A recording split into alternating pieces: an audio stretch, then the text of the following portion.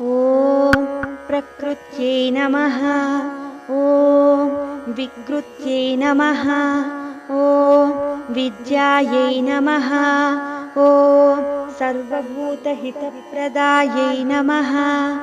ॐ श्रद्धायै नमः। ॐ विभूत्यै नमः। ॐ सुरभ्यै नमः।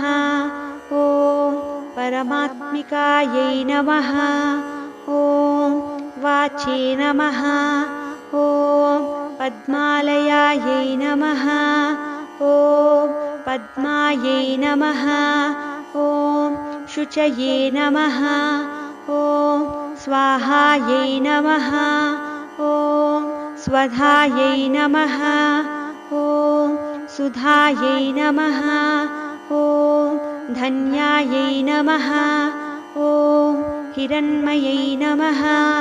ॐ लक्ष्म्यै नमः। ॐ नित्यपुष्टायै नमः। ॐ विभावर्यै नमः। ॐ आदित्यै नमः। ॐ दित्यै नमः। ॐ दीप्तायै नमः। ॐ वसुधायै नमः। ॐ वसुधारिण्यै नमः। ॐ कमलायै नमः। ॐ कान्तायै नमः। ॐ क्षमायै नमः। ॐ क्षीरोदसम्भवायै नमः। ॐ अनुग्रहपरायै नमः। ॐ रिद्धये नमः। ॐ अनघायै नमः। ॐ हरिवल्लभायै नमः। ॐ अशोकायै नमः। ॐ अमृतायै नमः। ॐ दीप्तायै नमः। ॐ लोकशोकविनाशिन्यै नमः। ॐ धर्मनिलयायै नमः। ॐ करुणायै नमः। ॐ लोकमात्रे नमः। ॐ पद्मप्रियायै नमः। ॐ पद्महस्तायै नमः। ॐ पद्माक्ष्यै नमः। ॐ पद्मसुन्दर्यै नमः। ॐ पद्मोद्भवायै नमः। ॐ पद्ममुख्यै नमः। ॐ पद्मनाभप्रियायै नमः। ॐ रमायै नमः। ॐ पद्ममालाधरायै नमः। ॐ देव्यै नमः। ॐ पद्मिन्यै नमः। ॐ पुण्यगन्धायै नमः। ॐ सुप्रसन्नायै नमः। ॐ प्रसादाभिमुख्यै नमः। ॐ प्रभायै नमः। ॐ चन्द्रवदनायै नमः। ॐ चन्द्रायै नमः। ॐ चन्द्रसहोदर्यै नमः। ॐ चतुर्भुजायै नमः। ॐ चन्द्ररूपायै नमः। ॐ इन्दिरायै नमः। ॐ इन्दुशीतलायै नमः। ॐ आह्लादजनन्यै नमः। ॐ पुष्ट्यै नमः। ॐ शिवायै नमः। ॐ शिवकर्त्यै नमः। ॐ सत्यै नमः। ॐ विमलायै नमः। ॐ विश्वजनन्यै नमः। ॐ पुष्टये नमः।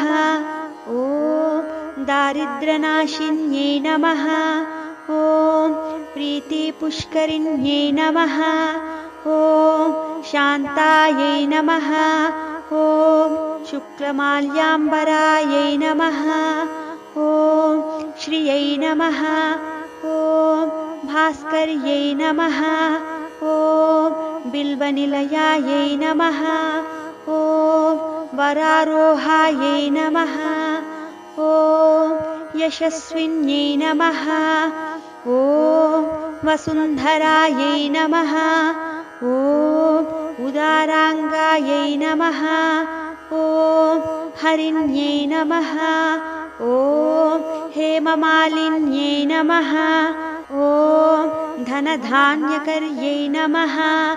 ॐ सिद्धये नमः। ॐ स्त्रैणसौम्यायै नमः। ॐ शुभप्रदायै नमः। ॐ नृपविष्मगतानन्दायै नमः। ॐ वरलक्ष्म्यै नमः। ॐ वसुप्रदायै नमः। ॐ शुभायै नमः। ॐ हिरण्यप्राकारायै नमः। ॐ समुद्रतनयायै नमः। ॐ जयायै नमः। ॐ मङ्गलदेव्यै नमः। ॐ विष्णुवक्षस्थल नमः। ॐ स्थितायै नमः। ॐ विष्णुपत्यै नमः। ॐ प्रसन्नाक्ष्यै नमः। ॐ नारायणसमाश्रितायै नमः। ॐ दारिद्र्यध्वंसिन्यै नमः। ॐ देव्यै नमः। ॐ सर्वोपद्रववारिण्यै नमः। ॐ नवदुर्गायै नमः। ॐ महाकाल्यै नमः। ॐ ब्रह्मविष्णुशिवात्मिकायै नमः। ॐ त्रिकालज्ञानसम्पन्नायै नमः। ॐ भुवनैश्वर्यै नमः। इति श्रीलक्ष्म्यष्टोत्तरशतनामावळि समाप्तम्।